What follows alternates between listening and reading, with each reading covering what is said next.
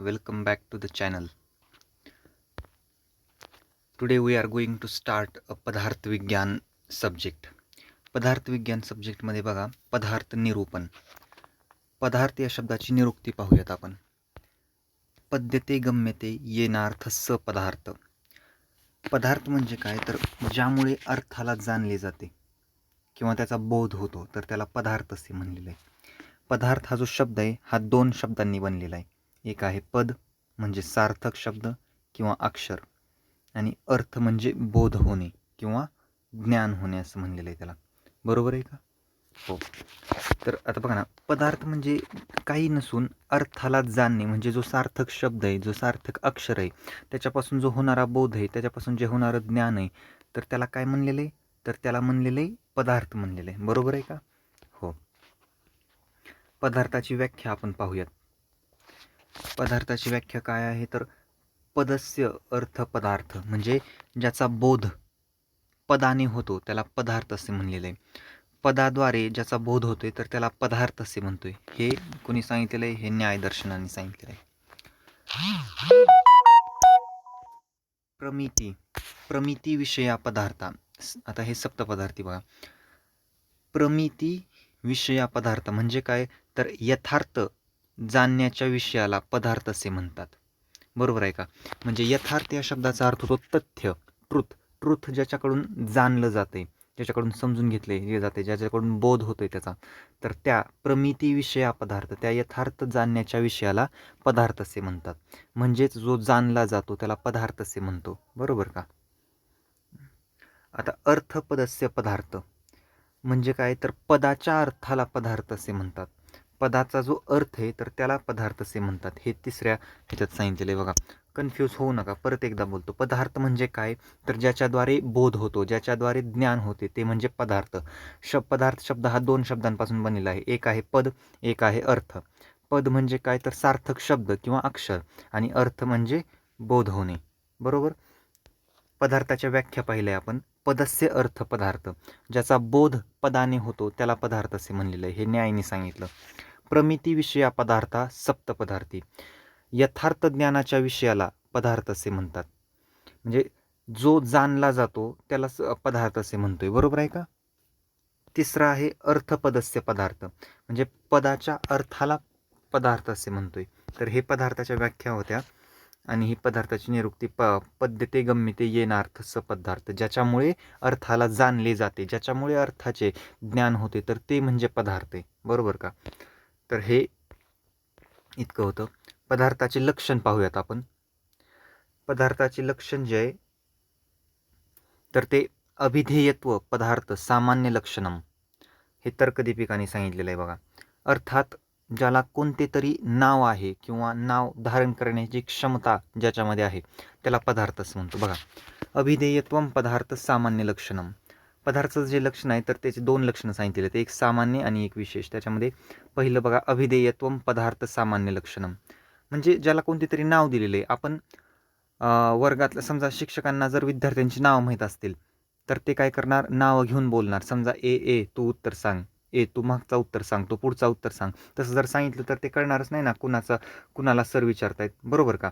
मग त्या प्रकारेच मग जर नाव माहीत असेल तर फार सोपं होतं की बा प्रणव तू उत्तर सांग, रोहन तू उत्तर सांग, आकाश तू उत्तर सांग. अशा प्रकारे आपण बोलू शकतो. म्हणजे पदार्थाला ज्याला अर्थात कोणते तरी नाव दिलेलं आहे किंवा नाव धारण करण्याची क्षमता आहे ज्याच्यामध्ये तर त्याला काय म्हणलेलं आहे? त्याला म्हणलेलं आहे पदार्थ. बरोबर? हो. षण्णामी पदार्थानाम अस्तित्वात अभिधेयत्व गेयत्वाती. म्हणजे काय तर जी गोष्ट अस्तित्वात असणारी आणि नाव धारण केलेली तसेच जाणून घेता येणाऱ्या योग्य वस्तूला पदार्थ असे म्हणतात. पहिल्यामध्ये आपण काय पाहिलं बाबा तर अभिधेयत्व पदार्थ सामान्य लक्षणम ज्याच्यामध्ये फक्त अभिधेयत्व म्हणजे ज्याला कोणते तरी नाव आहे त्याला आपण म्हणलेलं आहे अभिधेयत्व पदार्थ सामान्य लक्षणम. खालच्या याच्यामध्ये षण्णमापी पदार्थ नाम अस्तित्वात अभिधेयत्वात देयत्वी म्हणजे जो पदार्थ तुम्ही सांगणार आहे तो अस्तित्वात सुद्धा असला पाहिजे, त्याला नाव असले पाहिजे आणि ते जाणून घेता सुद्धा आलं पाहिजे. म्हणजे कसं, जर समजा मी वरच्या ह्याचं उदाहरण घेतलं, अभिधेय तो पदार्थ, मी म्हणलं सफरचंद, लाल सफरचंद सगळ्यांनी पाहिलंय, मग आता त्याला नाव दिलेलं आहे सफरचंद, ॲक्च्युअलमध्ये ते कसं आहे, लाल आहे. आता खालच्या श्लोकातमध्ये जर त्याला कम्पेअर केलं तर ते ॲक्च्युअलमध्ये अस्तित्वात आहे का? हो, लाल सफरचंद अस्तित्वात आहे. पण मी जर म्हणलं तर काळं सफरचंद, तर काळं सफरचंद तर अस्तित्वात नाही आहे सध्या तरी. मग त्यामुळं अस्तित्वात असणारी गोष्ट पाहिजे, नाव धारण केलेली पाहिजे. सफरचंदाला नाव पडलं, ते फळ आहे, ते पदार्थ आहे, त्याला नाव दिलं तुम्ही सफरचंद, बरोबर का?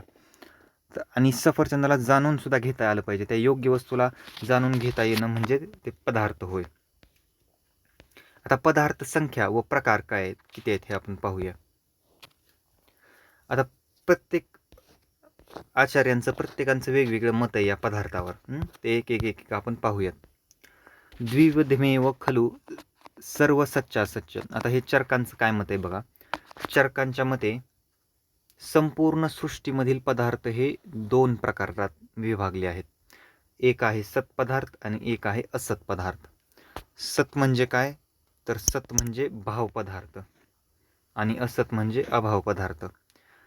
सतला काय म्हणलेलं आहे आपण, ज्यांचं अस्तित्व आहे ते म्हणजे सत, आणि असत म्हणजे काय, तर ज्यांचं अस्तित्व नाही. ज्याप्रमाणे मी सफरचंदाचं उदाहरण सांगितलं. आता लाल सफरचंद हे काय आहे, तर हे अस्तित्वात आहे, म्हणजे ते त्याचं अस्तित्व टिकून आहे. पण काळं सफरचंद जर म्हणलं तर ते तर अस्तित्वातच नाही की हो. मग त्यामुळं काळं सफरचंद हे कशात येतं, असत, अभाव पदार्थामध्ये येतं, कारण त्याला अस्तित्वच नाही, ते अस्तित्वातच नाही आहे, बरोबर का? आणि सत म्हणजे काय, जे अस्तित्वात आहे. ठीक आहे. सुश्रुतांचं मत बघा. आता चरकांनी काय सांगितलं की या जगातील जेवढे पदार्थ आहेत तेवढे 2 प्रकारात मोडतात. एक आहे सत आणि एक आहे असत. सतला म्हणले भाव, असतला म्हणले अभाव. सत म्हणजे काय, तर ज्यांचं अस्तित्व आहे, आणि असत म्हणजे काय, तर ज्यांचं अस्तित्व नाही. सुश्रुत काय म्हणले याच्यावर, तर सुश्रुतांचं म्हणणं आलं की अपरिमिताश्च पदार्थ, हे फार महत्त्वाचं आहे. ह्यांनी काय सांगितलं की सुश्रुतांनुसार पदार्थ हे असंख्य आहेत. काय सांगितलं त्यांनी, अपरिमिताश्च पदार्थ. ते म्हणले, आता ज्याप्रमाणे चरकांनी म्हणले होते किंवा या जगातील सर्व पदार्थ 2 प्रकारात मोडतात, सत आणि असतमध्ये, पण सुश्रुत म्हणतायत या जगामध्ये पदार्थ हे असंख्य आहेत, अनगिनत आहेत, इनफायनाईट, त्यांना काउंटच करता येणार नाही. आता तर्कसंग्रहचा एक श्लोक बघा. द्रव्य गुण कर्म सामान्य विशेष समवाय अभावा सप्त पदार्था.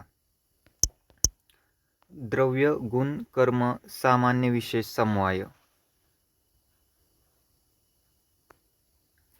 हे काय सांगितलं इथं, तर त्यांनी तर्कसंग्रहांनी काय सांगितलं बा, सप्त पदार्थ सांगितले त्यांनी. कोणकोणते,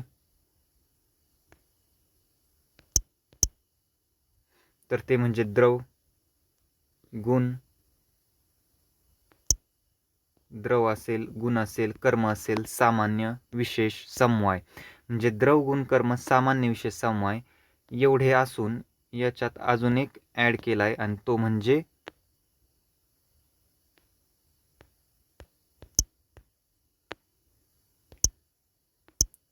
कोणता, तर तो म्हणजे अभाव ॲड केलेला आहे.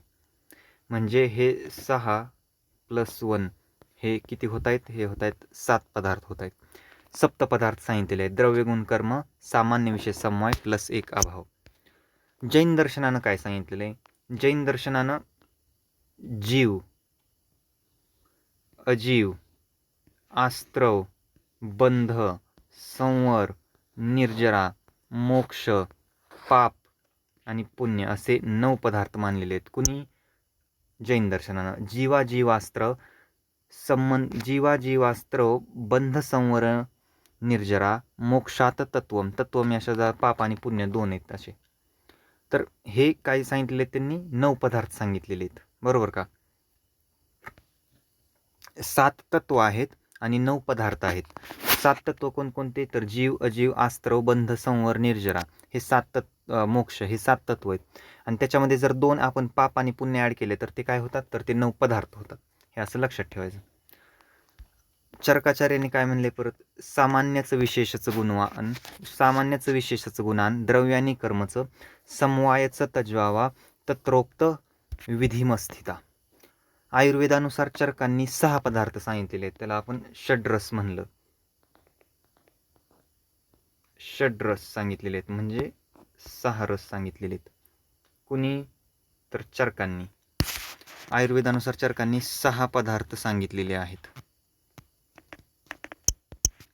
सामान्य आहे, विशेष आहे, गुण आहे, द्रव्य आहे, कर्म आहे, समवाय आहे. आणि यांचा जो क्रम आहे तो असाच लक्षात ठेवायचा आहे. कसा लक्षात ठेवायचा आहे? हा असाच क्रम लक्षात ठेवायचा आहे.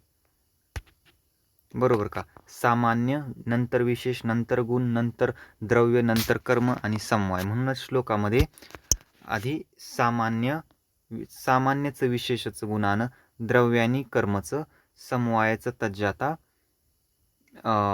तंत्रोक्त विधिमस्थिता. म्हणजे हे सामान्य गुण विशेष हे असंच लक्षात ठेवायचे. सामान्य, विशेष, गुण, द्रव्य, कर्म आणि समवाय अशा प्रकारे.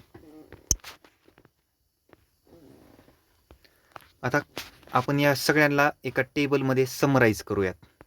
दर्शन करता त्यांनी सांगितलेली संख्या आणि त्यांच्या पदार्थांची नावे किती आहेत. सर्वप्रथम पाहूयात आपण चरक संहिता. चरकांनी काय सांगितलं? तर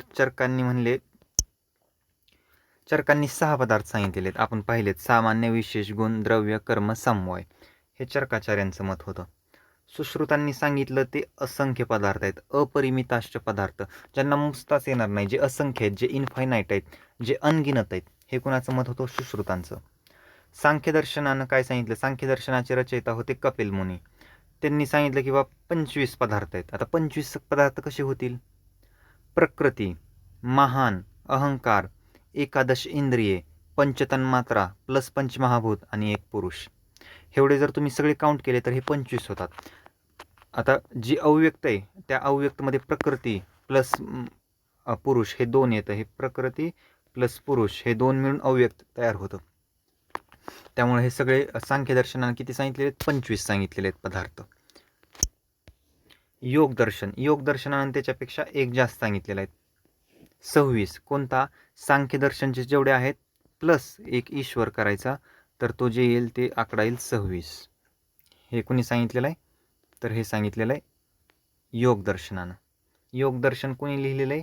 कोणाचं आहे? पतंजलींचं. आता वैशेषिक दर्शनाचे रचयिता कोण आहेत? तर ते आहेत कनाद ऋषी किंवा कनाद मुनी. त्यांनी 6 पदार्थ सांगितलेले आहेत, द्रव्य, गुण, कर्म, सामान्य, विशेष, समवाय. म्हणजे हे ॲज इट इज त्यांनी सांगितलेले आहेत. बरोबर आहे का? जे चरकांचे आहेत तेच हे आहेत, फक्त सिक्वेन्स चरकांचा बघा. सामान्य, विशेष, गुण, द्रव्य, कर्म, समवाय असा सिक्वेन्स आहे. न्यायदर्शन न्यायदर्शन. आता इथं गौतम बुद्ध नाही आहेत बरं का, ही गोष्ट समजण्यासारखी आहे. इथं गौतम बुद्ध नाहीत, कारण न्यायदर्शन हे दुसऱ्या गौतमांनी लिहिलेलं आहे, गौतम बुद्ध नाहीत. हे त्यांनी 16 सांगितलेले आहेत.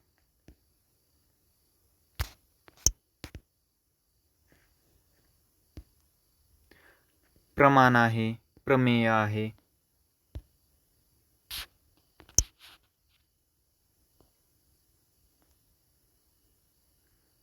प्रमाण असेल, प्रमेय असेल, संशय, प्रयोजन, दृष्टांत, सिद्धांत, अवयव, तर्क, निर्णय, वाद, जल्प, वितंडा, हेत्वाभास, छल, जाती, निग्रहस्थान. हे 16 सांगितले. तुम्ही फक्त नावं लक्षात ठेवा. कधी MCQ मध्ये विचारू शकतात की 16 की न्यायदर्शनाने किती पदार्थ सांगितले आहेत, तर इथं MCQला टिक मार्क 16 करायचं आणि पुढं चालायचं. पूर्वमीमांसा समर्थक जे प्रभाकरांचा आहे त्यांनी 8 पदार्थ सांगितलेले आहेत. कोणकोणते? द्रव, गुण, कर्म, सामान्य, विशेष. आता इथं शक्ती, सादृश्य व संख्या हे 3 वेगळे आहेत. अशा प्रकारे. आता उत्तर मीमांसा, वेदांत आणि जैन दर्शनने काय सांगितले बघा. पूर्वमीमांसा जे होतं ते प्रभाकरचं, उत्तर मीमांसा वेदांत म्हणजे ऋषी वेदव्यास यांनी लिहिलेलं. 2 पदार्थ सांगितले त्यांनी. कोणकोणते? एक आहे आत्मरूप म्हणजे चित्त आणि एक आहे अनात्मरूप म्हणजे अचित्त. आता जैन दर्शनांनी काय सांगितलं? तर जैन दर्शनांनी 9 पदार्थ सांगितले. आपण वरी पण पाहिले होते, जीव, जीवास्त्र, अस्त्र, बंध, संवर, निर्जरा, मोक्ष, तत्व. तर त्याच्यात हे जे आहेत हे जीव, अजीव, अस्त्र, बंध, संवर, निर्जरा, मोक्ष हे 7 तत्वे आहेत. आणि त्याच्यात पाप व पुण्य जर ॲड केलं आपण तर ते 9 पदार्थ होतात. तर्कसंग्रह व उत्तरकालीन न्यायाने 7 सांगितलेले आहेत. द्रव्य, गुण, कर्म, सामान्य, विशेष, समवाय प्लस एक अभाव, एक वाढवायचा आहे. आपण हे श्लोकामध्ये पण आपण पाहिलं होतं आणि एकदा क्विकली या चार्टमध्ये आपण पाहून घेतलं. तर हा संपूर्ण टॉपिक होता पदार्थ निरूपण. पदार्थ म्हणजे काय आपण पाहिलं, पदार्थाची व्याख्या काय पाहिली, पदार्थाचे लक्षण पाहिलं आणि पदार्थ संख्या व प्रकार. त्यामुळं हा जो टेबल आहे, हा फ्लो चार्ट, हा तुम्ही जर चार्ट व्यवस्थित लक्षात ठेवला, कुणी किती पदार्थ सांगितले आहेत आणि त्यांची नावं काय आहेत, इतकं जरी लक्षात ठेवलं तरी ते सफिशियंट आहे. ओके, नेक्स्ट लेक्चरमध्ये आपण भेटूयात नेक्स्ट टॉपिकसोबत. Okay, thank you.